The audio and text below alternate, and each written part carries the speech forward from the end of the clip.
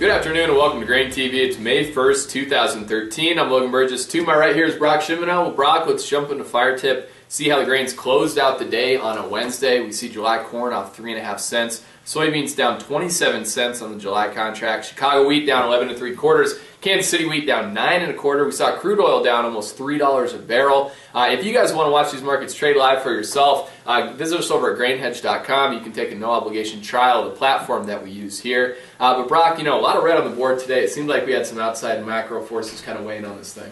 Yeah, some economic data out of China in the overnight session really kind of pushed the markets lower, especially that soybean market. Yeah. What came out of China was some manufacturing data that showed pretty slow manufacturing pace compared to what it was last quarter.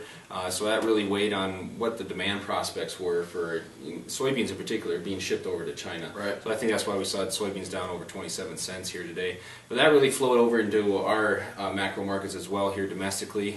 The Dow Jones was off pretty substantially. Like you said, crude oil was off about $2.50 a barrel. We saw the S&P off pretty sharply. And piggybacking on top of that is the Fed coming out today and reaffirming that maybe our economy is not growing as fast as what we would like. They basically said that they're going to keep the interest rates low to try to provoke some buying, some borrowing of some loans and that sort of thing. And the way they're doing that is buying treasuries and buying mortgage bonds to keep the interest rates rather low right now. Right. And they said they're going to keep it like that until unemployment reaches about 6.5%. Currently we're sitting at 7.6%, so that's going to be quite a while, or not in the foreseeable future, that we're going to get that level. Right, so it seems like the Fed's not really pleased with the state of the recovery, I guess, at this point. It certainly seemed like it weighed on things in general today. Corn was comparatively stronger today than soybeans and wheat. Seemed like the EIA ethanol numbers that we had out today could have been supporting that a little bit. We did see a marketing year high in terms of ethanol production, 857,000 barrels per day reported last week in that EIA report. As you can see here, the red bars are weekly production figures. The green line is our anticipation for production here. And as you can see, moving forward, we're looking for a sizable uptick in production. And that's really been driven by an improving ethanol crush number here throughout really since that March 1st quarterly grain stocks report. We've seen ethanol crush really improve, and we've seen production pick up accordingly. In our minds, though, we're still thinking that the USDA is overestimating corn going to ethanol by about 50 million bushels, and a revision will be needed here at some point in a WISDR report.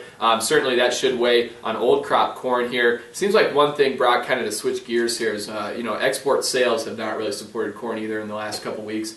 Tomorrow we are going to be getting the export sales report. What's kind of trade expectations there? What are we looking for?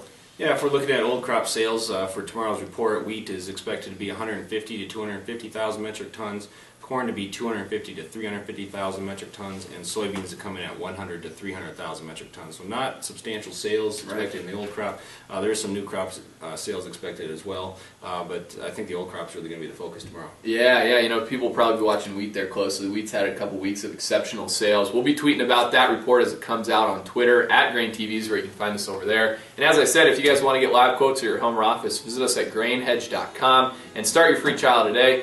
In general, though, Brock, that's kind of what we saw here for a Wednesday in the grain market. Thanks a lot for joining us here on GrainTV. Have a great night. We'll see you tomorrow for the export sales report.